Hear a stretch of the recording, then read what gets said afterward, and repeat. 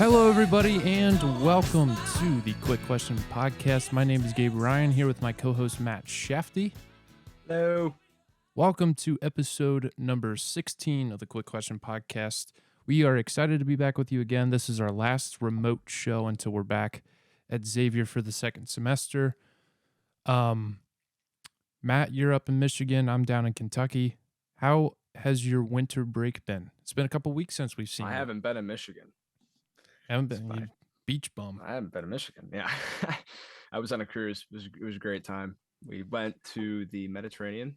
Nice. We're kind of in the western part, or Mediterranean. Jeez. Jesus. Oh my gosh. You were not Caribbean. in the Mediterranean. There we go. I wish. That'd be pretty cool though. We were in the western part of the Caribbean, and we were just sailing up different islands and stuff. A lot of fun. What was your favorite island? I don't know. Can't hit me on the spot like that. I don't really know. Okay, you don't have to answer that, but that's. I'm glad you enjoyed your They were Christmas in paradise. Forgot to show you this. I got this for Christmas. Little on-air sign. We're live. So a nice little addition to our desk once we get back to Xavier. Mm-hmm. But thank you guys for joining us this week. A little bit of a different show. So normally if you've been with us or watched us for the first 15 episodes, normally we'll hit a few topics, whether it's in the NFL, the NBA, MLB, college basketball, college football. And then towards the end of the show, we have a segment called How Deep Is Your Love, where Matt and I talk about our favorite teams. So Matt will talk about Detroit area sports teams. I'll talk about Cincinnati sports teams and Xavier basketball. But with some of the circumstances and some of the events that have happened in the last couple of days, we're going to split that portion up this week. So I'm going to do my part towards the beginning of the show, and Matt's going to do his towards the end, just because I think the gravity of some of the stuff that happened is very important to talk about, and it would be insensitive of us, not that we're a super popular podcast, but we at least want to have some ethics here as we do this. So as many of you know, we're taping this on Wednesday, January 4th. So 2 nights ago on Monday Night Football, unfortunately, Damar Hamlin suffered a cardiac arrest on the football field after tackling T. Higgins on a passing route. Damar was administered CPR and 2 AED shocks. He was rushed to the hospital. He was still in the ICU at the University of Cincinnati Medical Center in critical condition. Good news as of recent, though, overnight, that he is slowly progressing and getting better. He was on a ventilator at 100% oxygen. Now he's down to 50%. The doctors are concerned with some lung damage, but at this point he's still sedated, still in critical condition. But at least some of the vital signs and tests that they have run and gotten results back from look a little bit more promising than maybe they were yesterday. And it doesn't matter if you're a Bengals fan, a Bills fan, or a football fan. I think this is a very poignant time in American sports, especially with football, because violence is a part of the game. The physicality of the sport is something that us as Americans, we really enjoy. It's what makes football, and I think every player signing up to play in the National Football League or football at any point knows that injuries are a part of it. We've seen it. We've kind of grown numb to it. But to see a situation where life or death was literally on the line was a little bit jarring for everybody. And I can't imagine how Damar's family feels, how his close friends feel.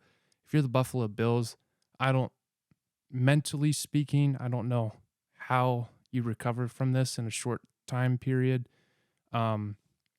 But all in all, it was just an unfortunate situation that happened on one of the biggest games of the year, at least televised wise.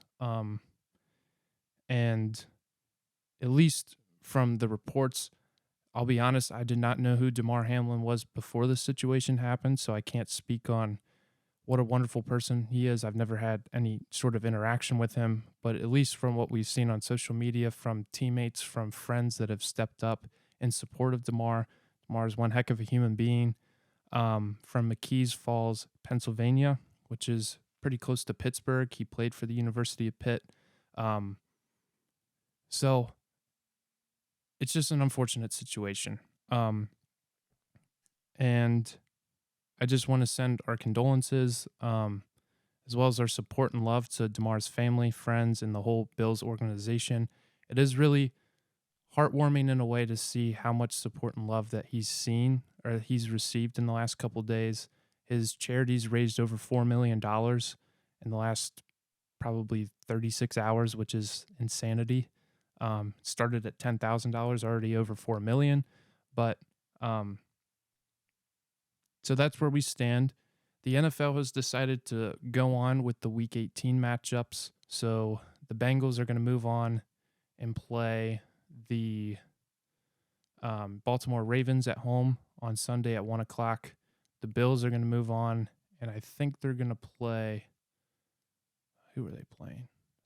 To be honest, I don't know who the Bills are playing.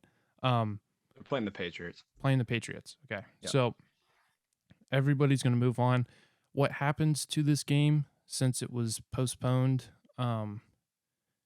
with a couple minutes left in the first quarter? That is a decision that the NFL is going to have to make. A couple scenarios that could play out. Week 18 matchups happen as is, and then the weekend after, they push the playoffs back 1 week to decide the remainder of the Bills-Bengals game. There is a 2-week gap between the conference championship and the Super Bowl. So they could cut one of those weeks out and just have a 1 week turnaround from conference championship to Super Bowl, if need be, or they could do the seeding for the playoffs based on winning percentage, which is something that they almost incorporated with COVID, knowing that there's going to be some cancellations. So a couple options of things they might do. If you're a Bengals Bills player, at least being on the field, experiencing that firsthand, I don't necessarily know that you're going to want to make up that game because that situation goes far beyond football. It's a human that is going through something that is incredibly rare to go on incredibly rare situation to happen on the football field, and this is unprecedented. This kind of situation has never happened. And before I move on, I do want to commend the medical staff that was there on the field, the Buffalo Bills medical personnel, the Bengals medical personnel, as well as the first responders and NFL emergency situation people that were there. They got to that situation very quickly, very promptly. They did everything that they could, followed everything to a T, and I think that is one of the reasons why Damar is still at least with us at the moment. So I think on every level, this is just something that it was a freak thing that happened, but everybody involved in it handled it with a lot of class, a lot of charisma, a lot of composure. An incredibly emotional moment for the Bills organization and everybody that's close to Damar. But I think everything logistically speaking went as probably as well as it possibly could have. And Damar's in great hands with the University of Cincinnati Medical Center, one of the best hospitals in the country. So hopefully in the next coming days, and by the time this podcast is released, we'll hope to hear more positive news on his situation. But yeah, kind of a little bit of a buzzkill, as especially being in the Cincinnati area for what was going on over the weekend. Xavier gets a huge win over number 2 UConn. They win by 10 at home, probably their best win in the last few years. Definitely, they didn't have a win with Travis Steele while he was here that was anything close to that. They beat number 1 Villanova, which is probably the last top-ranked team that they've played, at least if you're going off of national ranking. And Bengals was living up to the hype. At least 13 minutes into the game, the Bengals get the ball, go down, score a touchdown. Bengals stop the Bills and hold them to a field goal. It was a little bit of a offensive shootout, and the game was going to be pretty high scoring from the jump. And just as a Bengals fan, I had a lot of friends that were at the game. I had a lot of people that I know. And this is this is probably the most hyped up Monday Night Football game, maybe Bengals regular season game of all time. and I don't think I'm crazy in saying that. The stadium, the atmosphere of the city, the entire week was incredible. My sister had a basketball game that night that ended right at the start of Monday Night Football. So we were driving back from the game, which happened to be just across the river. We drove past the stadium, and to see that thing filled up, to see all of the joy, all of the enthusiasm that was coming out of that building, like I almost teared up a little bit because it was so cool to see something that has been absent from the city for a long time. It was a chance to celebrate everything that was going right in Cincinnati, everything with their sports teams. And then unfortunately, the little dichotomy of that mixed with feelings of anger, angst, worry, um, from the situation with Damar. But that's all I'll really say about the situation. I think all of us are going to have to move on at some point, as chilling and as jarring as it is, and we pray for Damar's situation and everything that comes from it. But yeah, that's all I really have to say about that. Okay. Just tough. But Matt, do you want to lead us off with some college football stuff? I absolutely can. We Okay. can. Do you have anything to add, or Um, I think you hit a lot of the points. I know you touched on the charity. I think that was really cool Mhm. that he got the $4 million, or that's still climbing right now. Yeah, Um, all of I this is think it's awesome. benefiting. All of this is benefiting his mom's daycare in Yep. McKees Falls, Pennsylvania, for a toy drive. And I'm sure if you Google it on Twitter, or if you Google it on Google, if you look it up on Twitter or any social media pages, you'll find a link to it. And I think over 150,000 donations have come in to amass to over $4 million, which is incredible. Um, but again, thoughts and prayers with him. Mhm. Well, No easy let's transition, but let's um, move on to college football. We saw obviously two really entertaining games, and mhm. I think really I don't even know if it's really that close. This is the most entertaining college football playoff semifinal that we've seen in its tenure here in college football. Yeah, I would I know agree. there have been some obviously some games that have been very entertaining. Like if you take back like Oklahoma versus Georgia was really competitive back with Sony Michelle, and but like as a combined playoff, even though this group of teams you might argue may not be the best group of teams, it's been super competitive so far. And you see also teams on the outside looking in, teams like Bama, teams like Tennessee, they also played very well in their bowl games. And you had the Tulane USC game was phenomenal. Tulane, they played their hearts out. I wanted to mention real quick the Mississippi State game as well. I thought it was really cool. They had the Pirates on their helmet, and then they waved the Yeah, flag of Mike Leach after that the was game. awesome. That was awesome. But I mean, I think it's starting to show at this point the depth of college football. Even though some of the New Year's Six games weren't that close, we mentioned two of them: Penn State and Utah. Penn State really dominated from the jump, Hmm. but Utah did draw a huge crowd to that game. And that's 2 years in a row where they've been in the Rose Bowl. So big aspirations for them moving forward. But we're starting to see in college football that with this expanding playoff, there are a lot of teams that can compete not only in New Year's Six bowl games, but against the top.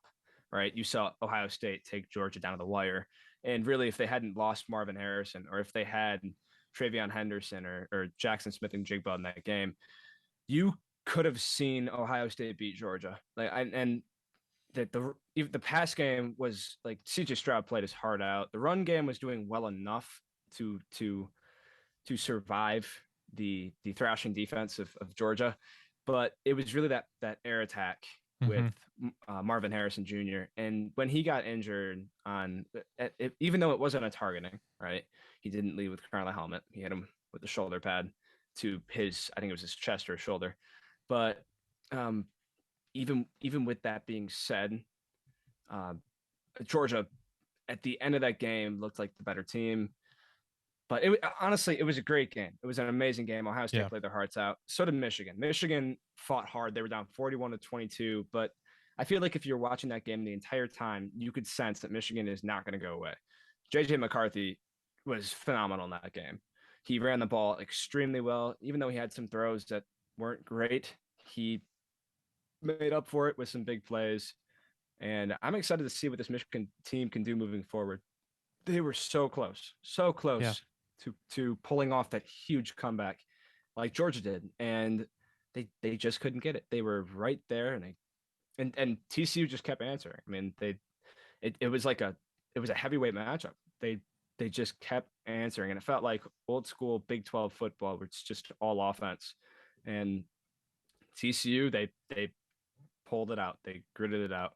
Yep. And a lot of credit to Max Duggan in that game. Man, there was pressure in his face all game from the get go. It was pressure from Michigan.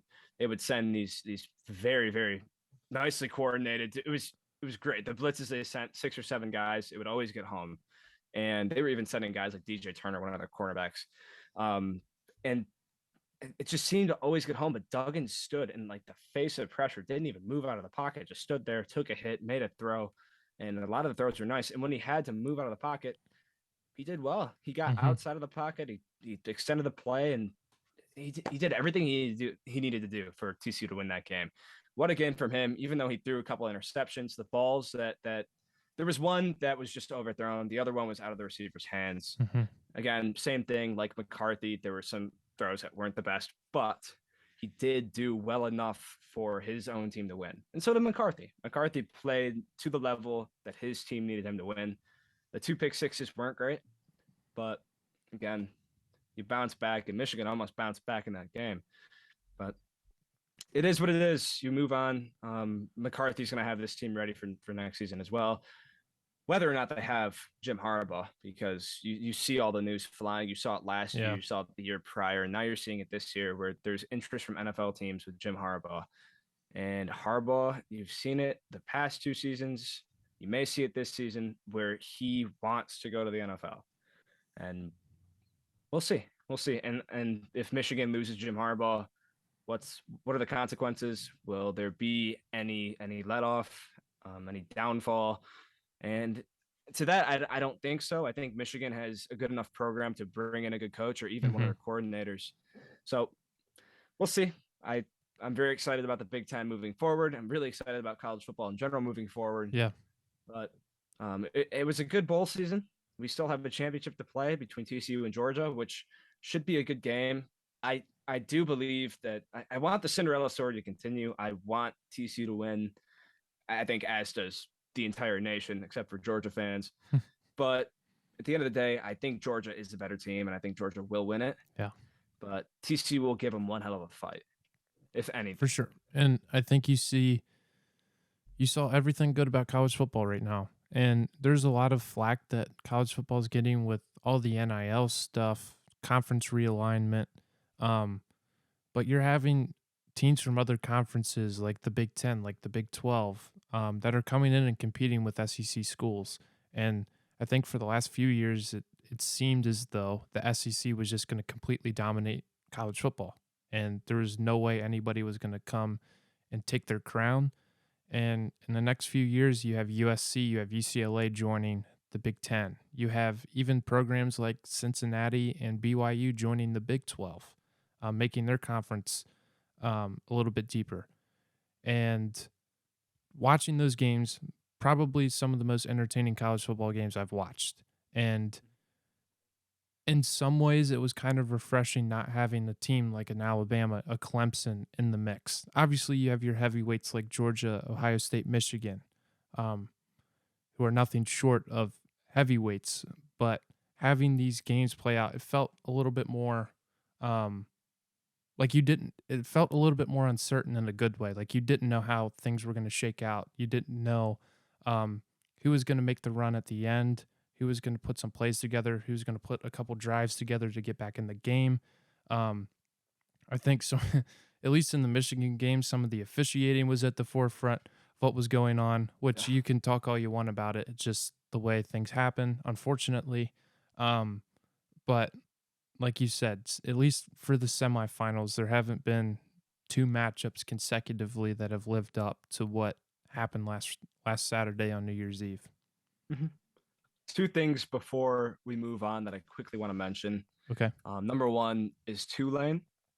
Tulane, even though we mentioned them earlier, the great comeback when they had Mm-hmm. against USC. I mean, for really, it seemed like, and this was around college football fans. This was around the news where it was. I don't know if there is truly a Group of Five team that can compete this year with a Power Five champion or a Power Five, but good team from the Power Five. Just a quality team, and USC is one of those quality teams. I mean, they have the Heisman champion, Heisman Trophy winner. Jeez. So just credit to where credit's due. They played their hearts out. They for a two-loss team that everyone thought should not be a New Year's Six team, but is in because there's no other Group of Five team. They played really well, and Yeah. give them credit. That was great. The other guy I want to mention, Roman Wilson, real quick from Michigan. Again, when you think of Michigan, I don't think star receiver pops up in your head very No. often. I mean, you have Desmond Howard, but again, that's not at the forefront of what Michigan is, and especially right now, they got guys like Cornelius Johnson, Roman Wilson, and not bad players by any means, but not stars like Ohio State has. And Roman Wilson went down early in that game with an injury. And before I talk about that, I'll say TCU's corners are very similar to what Cincinnati had last year, Mm-hmm. what UC had, where you have a guy who won the Thorpe Award and Hodges Tomlinson, but at the same time, you like Sauce last year, you got two guys that are two of the best in college football, and you saw Sauce and Kobe Bryant. You know they were amazing last year, and even Alabama had their issues with them. Yeah. They And didn't target they didn't target Sauce at all last you year. see it in the NFL too. Like Yeah. no one's targeting Sauce. Nobody. And I mean, it's just like at the beginning of that game, it seemed like TCU is just going to shut down these receivers. Roman Wilson gets hurt, just adds fuel to the fire, but he comes back. I think he had a hurt ankle, and he scored 3 touchdowns. He played extremely well. And I mean, he fought so hard in that game. He really did. And credit to him, man. When you're facing two corners like that, you're facing really the best defense in the Big 12, I think, with those guys and that front seven led by D Winters. Michigan came to play, and they were so close. They almost scrapped it Mm-hmm. out. They almost did what Big Ten teams do, and Yep. they just couldn't. So For sure. I do want to give a shout out to 3 Cincinnati, Northern Kentucky area quarterbacks that led their team to bowl wins. I saw this on Twitter earlier. Sean Clifford went to St. X here in Cincinnati. He got a huge win for Penn State in the Rose Bowl. Really cool send off for him. He's tied for the most winningest quarterback in program history for the Nittany Lions. Tanner Morgan, quarterback for the Minnesota Gophers, is a product of Ryle High School here, which is like 5-10 minutes away from my house. He's been there forever, but cool to see him get a bowl win. Clifford's been there forever as well. Yes. And Chase Wolf, who is son of former Xavier basketball player Steve Wolf. He was the quarterback for University of Wisconsin, who got a big bowl win as well. And he's been there for the last few years. Hasn't had many opportunities to play. Finally stepped in, got his opportunity, and took advantage of it. Led his team to a bowl win, which is really cool to see, especially for the area who's very proud of their high school football. Be honest, I haven't been to a high school football game in the area just because high school I went to didn't have one at the time. So a little different, but I did want to give a shout out to those quarterbacks. It's cool for the area. Yeah, that's pretty cool. All Big Ten quarterbacks too. Yep. And also Wisconsin got Luke Fickell, which is just awesome. They introduced him last night at Wisconsin's basketball game against Minnesota. Huge get for University of Wisconsin. Yeah, and a huge rivalry too. I mean, you see that border rivalry between Wisconsin and Minnesota. Like the record in basketball is like 106 to 104 favoring Wisconsin. And then the rivalry in football is also pretty close, and it's favoring Minnesota. So I'll be honest. Bitter rivals. I think Luke Fickell is at Wisconsin as long as Ryan Day is in charge of Ohio State. And whenever that job opens up, Luke Fickell will be the next coach of the Ohio State Buckeyes. We'll see. That is my guess. We'll see. We'll see. But I just want to say that now. So when it happens, I can be right. Or you can be dead Or wrong. I can be dead wrong. It's very true. Which, yeah, we you usually have never the button know for that. But so what else do you want to talk about? Let's move on to college basketball. Okay. Let's mention. I wanted to mention some teams really that are really conferences that have it really tough moving forward. And obviously, at the forefront, in my opinion, is the Big Ten. Mm-hmm. The Big Ten, these schedules are just brutal. I looked at Wisconsin's schedule last night. Brutal. Hometown team, my favorite, Michigan State.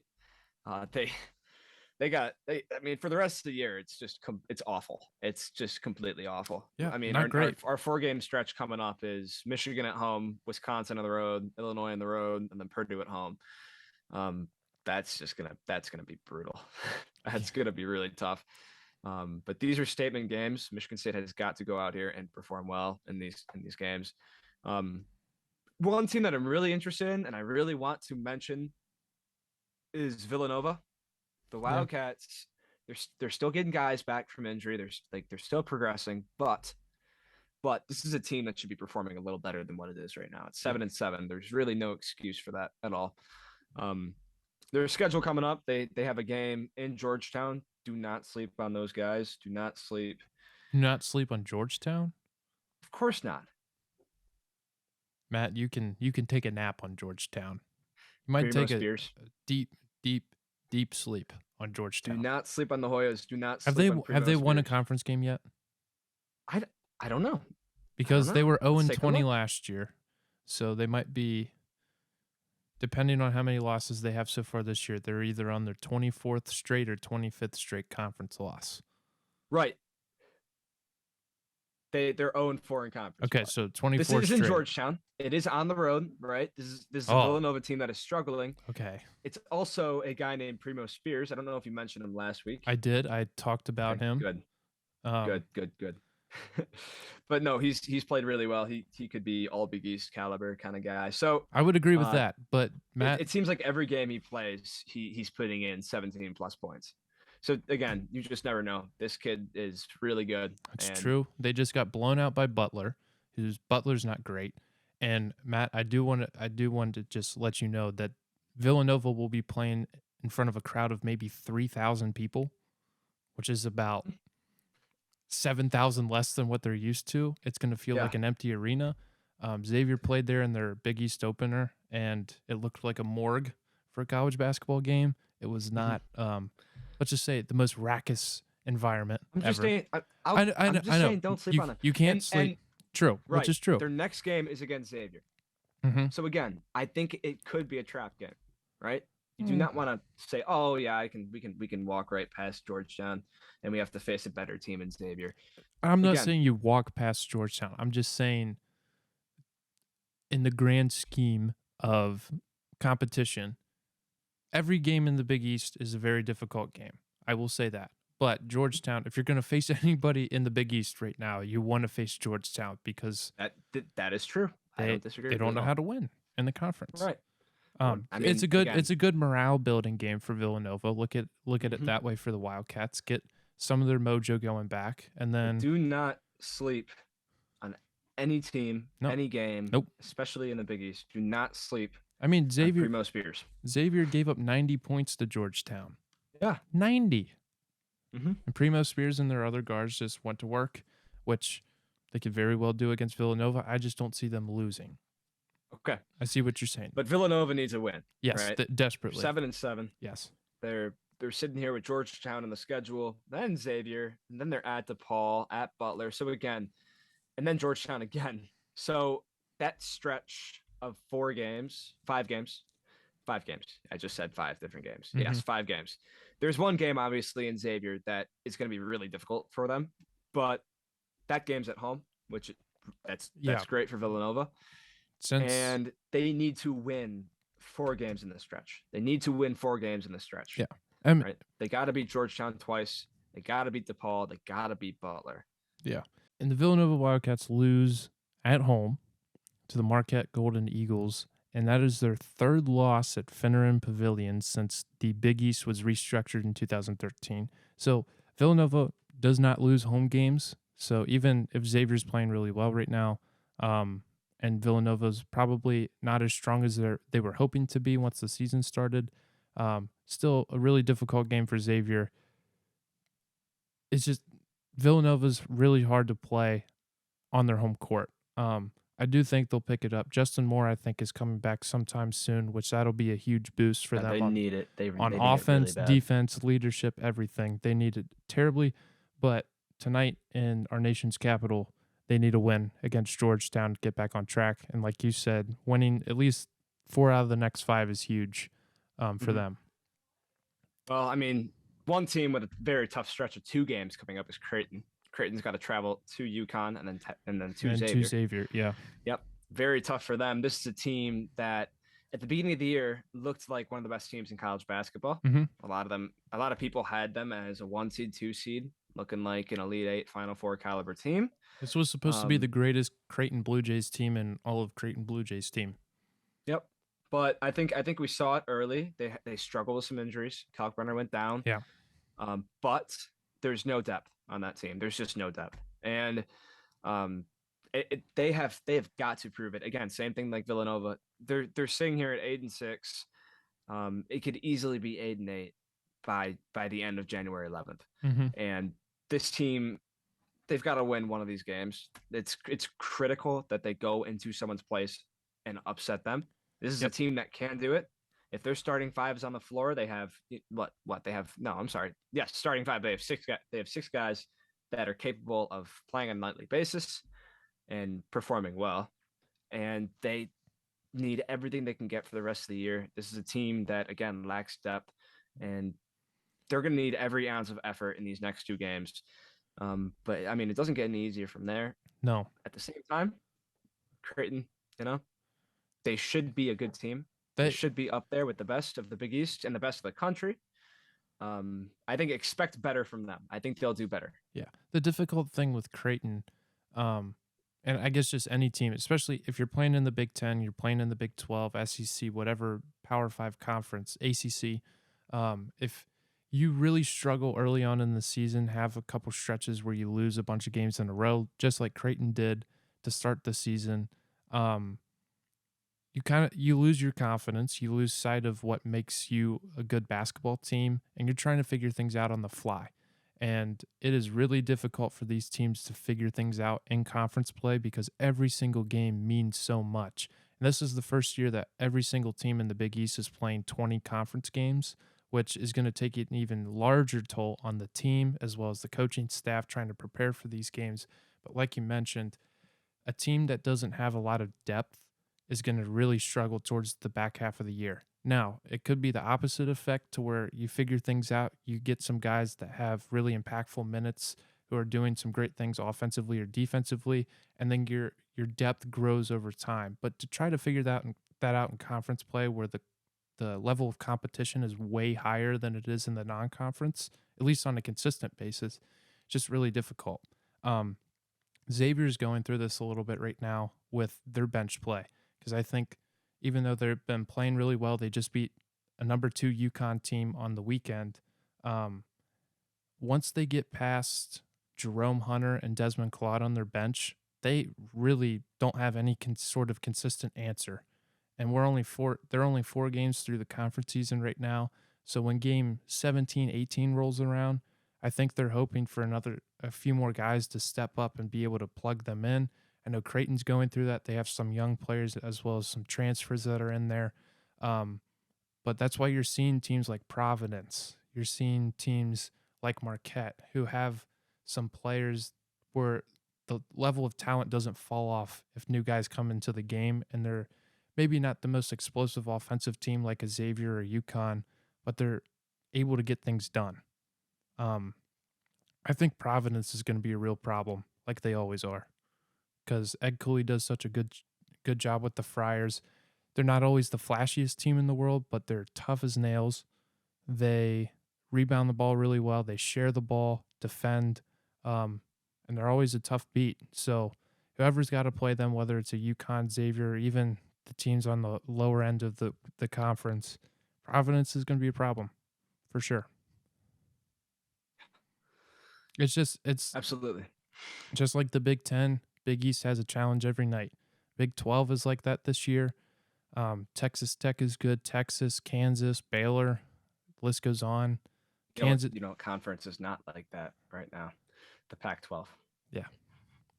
The Conference of Champions. Not like that. They got 5 teams right there at the top, and then that's after about that, it. It is a crapshoot for what the hell. Yeah. Right?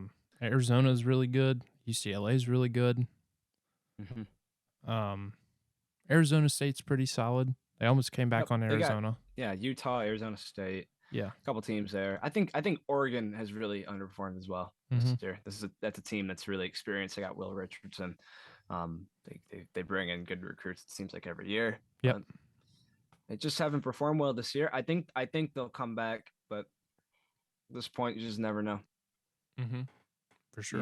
You don't want to be stuck in this situation entering conference play. Oh my gosh, entering conference play. I can't speak. You don't want to be stuck in this situation. And no. Teams in college basketball, like the Creightons of the world, the Villanovas of the world, and the Oregons of the world, that are stuck in that situation. And even I would even go on to argue Michigan too.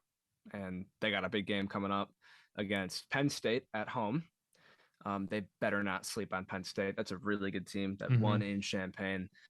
Their only conference loss so far is to Michigan State at home, but it's always tough to beat a Tom Izzo team. But you know what? Michigan comes to East Lansing on Saturday. I'm really excited for that one, man. Yep. All the trash talk that you hear from Hunter Dickinson. Let's see if he can, back his words. Can I make a one-sided bet with you?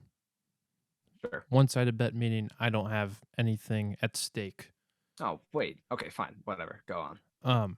If Michigan, it's a little bit far-fetched. That's why I think you'll go for it. If Michigan makes the Final Four this year, you have to buy a Hunter Dickinson jersey and wear it for a week straight. Not a week straight. I'll wear it for a podcast. No, not a week. Okay, 2 days. I'm not wearing straight. any shirts for a week. 2 days straight. Fine. Well, you have that light blue hoodie that you wear for 5 out of the 7 days of the week. So don't even come at me. I take it off and put it on. I take it off and put it on. Whatever. But you know what I mean. You know what I mean. Come on. Shake on it. Fine. Okay. Cool. That was a very good virtual shake. Yeah, well, but he's gonna start. I don't think Michigan's making the Final Four. I don't think. I don't think they're gonna beat us. I'm confident with that. I don't want to throw out there like, oh yeah, Michigan State's just gonna run, because that's what Hunter Dickinson's like right now. Oh, yeah, we're gonna run the floor with all these teams. I don't want to be like that. Give Michigan a chance. They're a good team, right? Yeah. They're under a good coach. Sometimes they play well on the road, and this is a tough road game. It's a tough environment, man. You better be ready, because these Michigan State guys, I'm telling you right now, they got the rest of the week to get ready for you. And they've heard what you've had to say. All right. They Michigan just absolutely destroyed Maryland. Maryland had lost to Central Michigan before that. Yep. Maryland's fire up chips. Maryland's been on the wrong side of a couple really, really embarrassing losses. The first at home against UCLA, I don't think they scored 20 points by halftime. And same thing when they played Michigan in Ann Arbor. It was ugly from the jump. Michigan,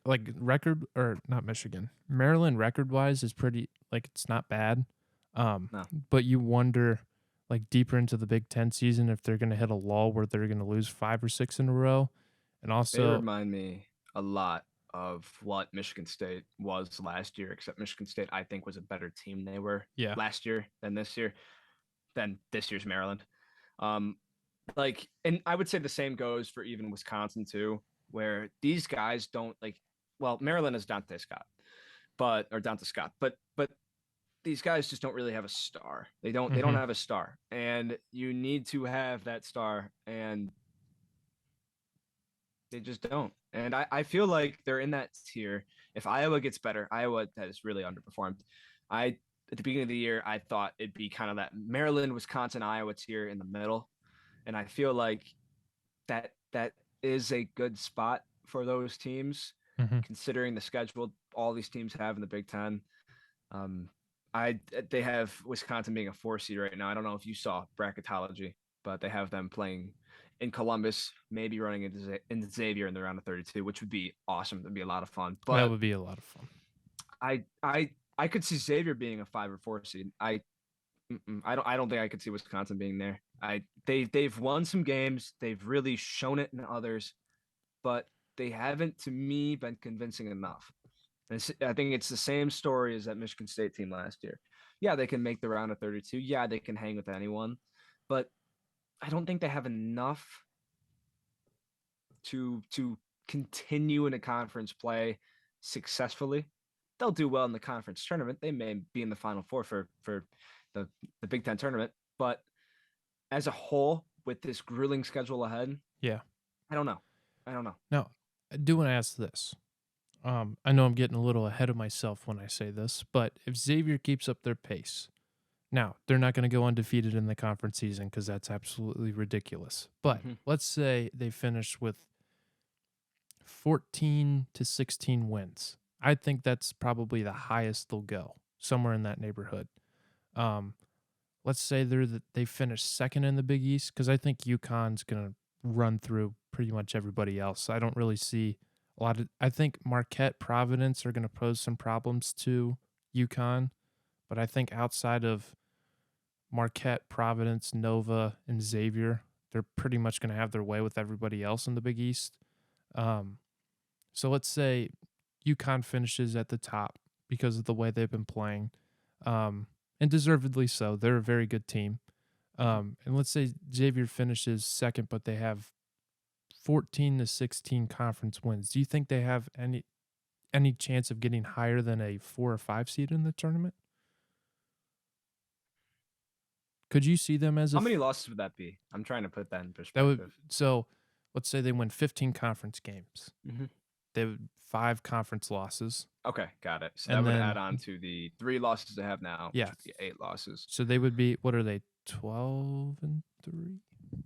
An 8-loss team that plays in a very tough Big East.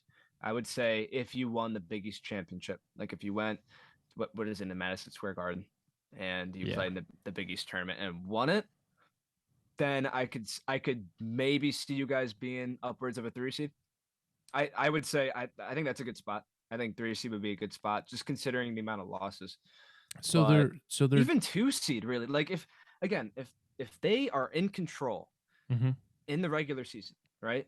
They could. I mean, if they win 16 games and lose 4 and win the Big East tournament, oh yeah, they could be a 2 seed. Okay. Well, It just depends on how the rest of the nation does. But again, so if they won, I think a good spot is a 4 or 5 seed for Xavier. if they won 15 conference games, which is a lot, they would finish before the Big East tournament with a record of 27-8, which is pretty solid. And then, Oh yeah, that's really good. Yeah. and if they were to somehow win 1 or 2 games in the Big East tournament, even if they don't win the whole thing, make it to the finals, I Mhm. think there's a case for them to have a decently high seed. I think the biggest thing is they just need to be consistent. Yeah. Avoiding those 2 stretches where they lose multiple games. I guess Michael and I recorded this before this happened last week, but I don't know if you watched any of the All Access game on. Well, you were on a boat. Never mind. I think I for which one? St. John's Xavier, where they mic'd up both coaches for the entirety of the game. Okay, I didn't see. I don't think I saw it. Okay, but No. it was. If you're a Xavier fan, it made you feel pretty good about who's on the sidelines and what's going through their program. So hopefully, if they're approaching every Big East team like they did at St. John's and the UConn, taking it a game at a time, I think they could surprise some people with how well they finish in the Big East. And I think they're only getting better, which is a good sign. So Yeah, I got confused because I watched the highlights of that game, but I did see the UConn game. yeah, Really good. it was a great game. Mm-hmm. Yep. S- That to me, right? That's a tough UConn team. That's a team, even though it's the beginning of conference play and it's at home, you could write that down as a statement win. oh, for sure. I do believe you could write that down as a statement win. Yep. Mm-hmm. So do you want to do your how deep is your love and then wrap it up? Yeah, we'll get into NFL stuff. Week 18, big week. Mm-hmm. Just as I mean, you have in the AFC, you still have 3 teams alive, and if you don't, if you count the Titans and Jags game, that has zero correlation with the rest of the AFC. Um, then sure, but at, let's see, we got 3 games. Bills Patriots is huge. Patriots still have a shot to get in. Mm-hmm. Bills don't want to get Josh Allen hurt, but No. we'll see what they do at home. Steelers Browns is a big one. Steelers could get in somehow. They had like a 2% chance a couple weeks ago, and now it's like the same situation as last year where Mike they Tomlin could be making there. things happen. Yeah, and now here they are. They're right there again. And then after that, it's Jets and Dolphins. Dolphins need if the Dolphins win, they no. If the Patriots win, they're in. Dolphins would need a win and a Patriots loss. And now the Steelers, they would need both the other teams that I just mentioned to lose. And for them to win, they'd have to beat the Browns at home. And, the Browns have a tough defense. Deshaun Watson, he's been playing better and better. We'll see what happens there. Are the We can Jags move in? down. What? No, the Jags are. So the Jags are on Saturday night. They play the Titans, and that is an AFC South championship game. So yeah, but again, no correlation with the rest of the AFC. It's just the AFC South. So if they winner, win that game, they're in. Mm-hmm. Okay. Yep. So that's the AFC story. The NFC, another wild story. These games are at 4:25 and later. We start with the Seahawks and the Rams. So I'll mention everything else when I'm doing my How Deep Is Your Love. But the Seahawks, if they win, they would need the Lions to win in Green Bay to get in. Now, if the Rams win, then that still leaves the door open for Detroit. And Detroit would need to win in Green Bay to get into the playoffs. Dan Campbell, here we go. Now we're going to get into How Deep Is Your Love. Dan Campbell has mentioned that in any scenario, whatever happens at 4:25, the Lions are going to play their butts off. All right. They're either going to eliminate the Packers, which actually in both scenarios, they're going to eliminate the Packers, or they're going to eliminate the Packers to get into the playoffs. So the NFL has screwed us twice this year, right? The Panthers have screwed us once. Did you see the whole story about the stadium? And okay, so I'll mention that real quick. The Panthers, I mean, the week prior, there were no issues with this at all. In prior weeks, there wasn't any like crazy weather. I know we had all that stuff around the country, but there wasn't anything crazy in Charlotte enough to ruin their field. And it's funny because it's like a little bit of a coincidence. And the Panthers are playing at home against the Lions. Both teams need this win. The Panthers are playing an elimination game, basically. Actually, they are. And the Lions are playing in a game where if they win, they're a lot more comfortable moving forward. And Aiden Hutchinson steps on the field, and his first practice rep with Penei Sewell, he gets pushed to the ground. Couldn't even plant his feet, make a cut or anything to get around them. He said it felt like pavement. Falling onto the turf, it felt like pavement. Trying to plant your foot in the pavement with cleats on won't work. And that's how he said it was. And the first 2 rushes that the Carolina Panthers had were 37 yards and 38 yards. The Lions came into this game and were being bullied because they had no idea what they were walking into. The conditions on that field were absolutely atrocious. The NFLPA did something about it. The NFL has done nothing about it. That is so frustrating to hear as a Lions fan. And like coaches were complaining about it, staff was complaining about it, players are complaining about it. Yeah. And of course, you hear nothing from the Panthers. Panthers, they won't say anything about that.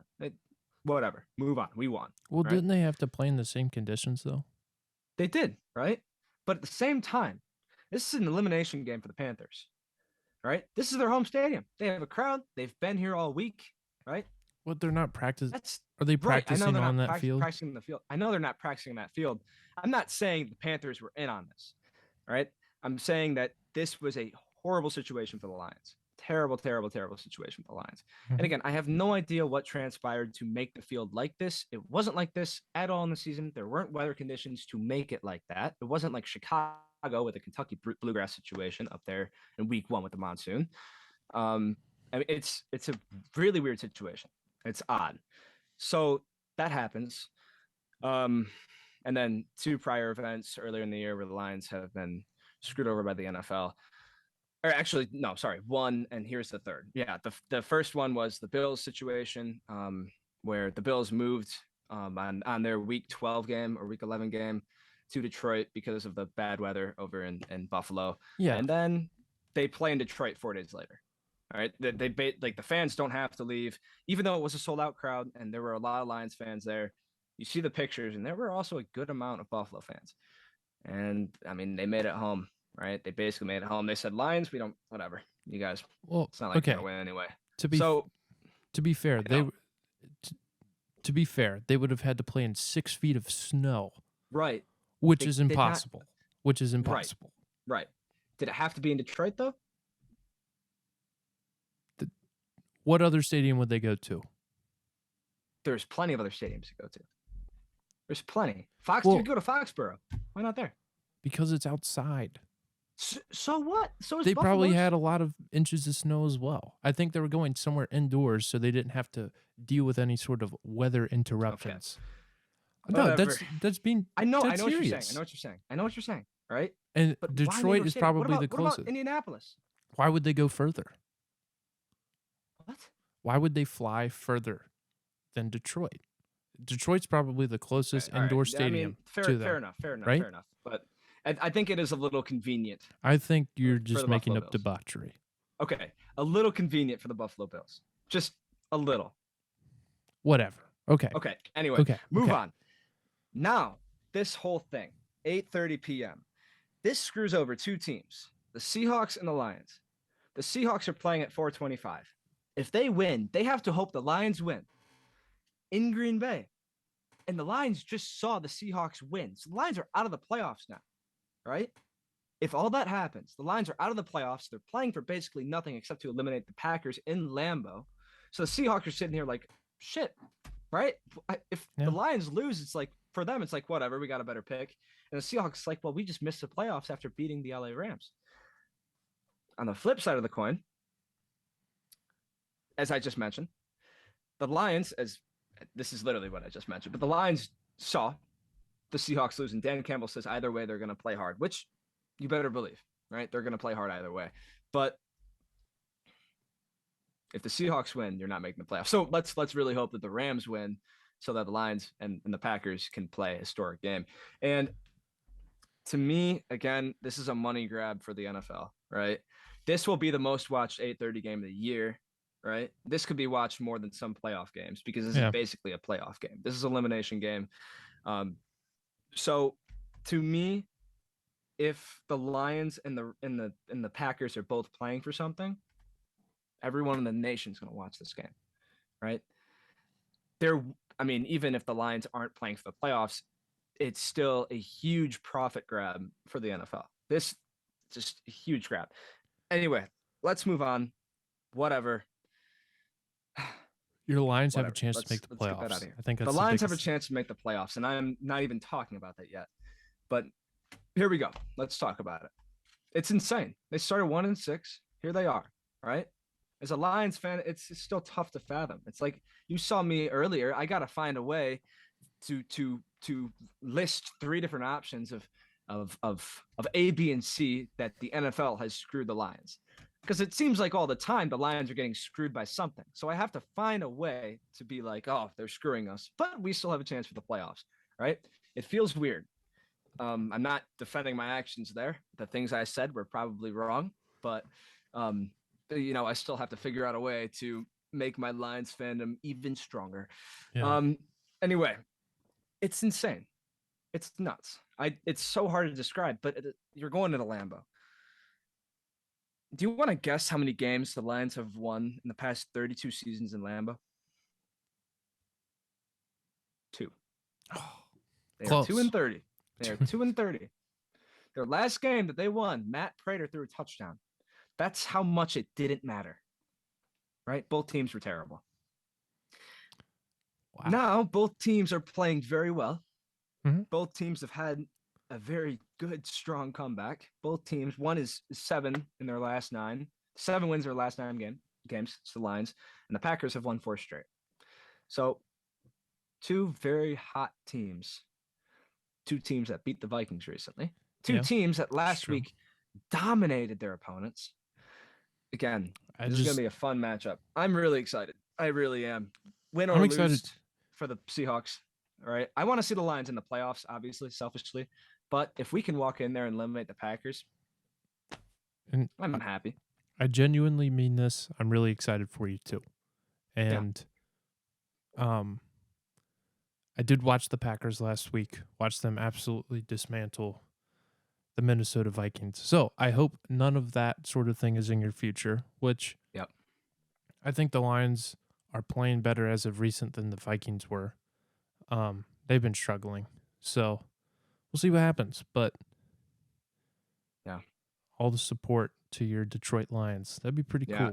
If I need to make a motivational speech for those Lions, I would throw something out there like, I mean, the reign of Aaron Rodgers has got to end at some point, right? Yep. And to me, this is the team that can do it, right? To me, this is the best team in the NFC North. I don't know if that's any bias at all, but from what I've seen this year, from the rest of the NFC North, maybe a little, maybe a little. Okay. But so if they win, what seed would they be? Like 7 or 8? They'd be 7. Okay. And there's only 7 teams in the playoffs, but anyway, and then doesn't even matter. And the Lions, what I want to mention is that this team has been sitting up there on their throne, their high castle, ignoring the rest of the NFC North, right? For years. And something has festered. Something is growing underneath them. And that's us. That's Detroit. I don't know if I have any Lions gear around here somewhere. I think I do. I have a hat. Whatever. I'm not going to get it. But that's us. We are that team. We are the ones that have been festering. We've been in the underworld, the outskirts, right? These are the rebels trying to destroy us. You're trying to destroy the Death Star. Top, right? Yeah. They don't care about us. I don't care. Yeah. Oh, it's the same old Lions, right? Right? It's not. Brand new Lions. It's not. Brand new Lions. Yeah, brand new Lions. I agree. Even if we don't make the playoffs this year, I am very happy with how this team. I'm not satisfied. Not satisfied at all, because I want to see them make the playoffs and make a run. But I'm very happy with where this team is, what this team has done this year. And I hope that I'm not reminiscing on the Lions season in about how many days? Next week. I hope that next week we can continue on and fight for our playoff lives, which is something that hasn't happened in a long time. Yeah. So, I mean, I'm excited. I mentioned this a couple weeks ago. If it doesn't happen this year, it's going to happen in the next few years. And you remind me a lot of the Seattle Mariners run in the 2021 Major League Baseball season. They got very close at the end, unfortunately unable to clinch the playoff spot. But the next year they did, won a playoff series. I'm telling you, if it's not this year, it's next year. Yeah. Like, I mean, if it's not 100%. There's already so much hype right now around NFC North fans and NFL fans that the Lions could win the NFC North next year, right? I'm not saying they will, right? But I do believe they will be a better all-around team next season. Yeah. Right? Given they have day 1 and day 2 picks. Right? Just like they have all this draft capital. We'll see what happens. Just like Bengals didn't win the Super Bowl last year, but pretty much guaranteed to win this year. Yeah. That'd be really cool for the Lions and the Bengals to meet in the Super Bowl. That'd be awesome. That'd be really cool. That'd be so cool. Well, do you want to do rank them and wrap this thing up? Sure. We'll just do one today. I was thinking let's throw something out there for college basketball, pick 3 teams and rank them, or pick 3 coaches and rank them, but not going to do that. Let's go to the fast food side of things. And brought up a little rankum in my head. So this rankum is based around one thing that's very popular in Cincinnati amongst the Cincinnati folk. And then some other things that are popular around the Midwest, right? Well, and then one that's just nationwide. It's known as the better version of Chipotle. So shocker. We have 3 things to rank today. Skyline, Qdoba, and what else? Culver's. I had a feeling Skyline, it was going to be Culver's. Okay. Qdoba, Culver's. I'll just stick in that order. Skyline, Qdoba, Culver's. Which yours going to be Culver's, Qdoba, Skyline because you didn't grow up No. here. No. It's gonna be Qdoba, Culver's, Skyline. To me, it's 1A, 1B between those two. But if I had to pick, I had to pick one to eat on a consistent basis, it would be Qdoba because there's more options and it's healthier. But makes sense. But Culver's is amazing, right? I think it's the best fast food burger place, and it's not even known for its burgers. Really, it's known for butter burgers and concrete mixers and all. It's known for many things, Gabe. What do you mean it's known not for many things? What do you mean it's not known for its burgers? Because it's not only the burger. It's not only the burger. Okay. They got so much there. Skyline is disgusting. Whatever. I mean, it's a hot dog with spaghetti and I can't even get mad at that. I can't even get mad at that. You know why? Why? Because you did not grow up here. Skyline is a very regional thing. If you grow up eating it, I'd still think it's gross. Okay, and I respect that. It's not for everybody. I think it shouldn't be for anyone. I think it's good. No, it's not. Well, that's your opinion. I respect it. Which you're from Detroit? Who I've heard. We have Coney Island, and we have there's 2 really big hot dog joints in Detroit. I've heard from Lafayette and you got American. Okay. And I was just gonna say I've heard from sources that Detroit style pizza is about the 5th best pizza in the country. Which I politely, I don't think it is the best. I would say it's top 4. You know what? I mean, I'd say it's top 4. I think at its peak, if you pick the best Detroit style pizza, it's a top 4 pizza. Okay, that's where I'll put it at. Is Little Caesars the best pizza in all the land? No. That's you sure? That's shameful, really, that you would say something like that. Shameful. I would say if you're talking about fast food pizza, right? If you get a $5 extra most bestest with a whatever drink you're gonna get, and you get the crazy bread, and people say, "Oh, it's all about the crazy bread," but you get that for like $7. Mm-hmm. Like that's a shit. Like I'm not gonna eat that every day. All right. I tend to stick to healthier options, but again, if I had to, and my bank account needed something to feed me, that would be it. Okay. $7 for that? Good deal. Okay. Good deal, especially in these times of inflation. Not exactly sure what we got out of this, other than just bickering about food. But this is how we're gonna end every episode from now on. We're gonna bicker about something. We're just gonna fight. Okay. Well, do you have anything else you want to cover? Are we good? We're running out of time on the Zoom. Yeah, I know. I think we're fairly solid. Okay, I would agree. Well, thank you guys for tuning in to episode 16 of the Quick Question Podcast. We will be back in our normal setup for the next semester, so next few months. But thank you guys for hanging out with us through the remote episodes. Hope you've enjoyed them. And we also, I will link these in the episode description this week. We have finally started social media pages with the show, where we're going to throw at least 30-second minute clips from every episode. If there's any suggestions, any comments, any interaction that you guys want to have with us, it would be on there, as well as an email address to get in contact with us. I would love to answer emails. Yes. I would love to answer So emails. if you guys have any questions, comments, whatever, shoot us an email, interact with us on social media. Yeah, this is all Matt. I will answer all your emails, guys. Okay. My goodness. Well, we finally got it going on.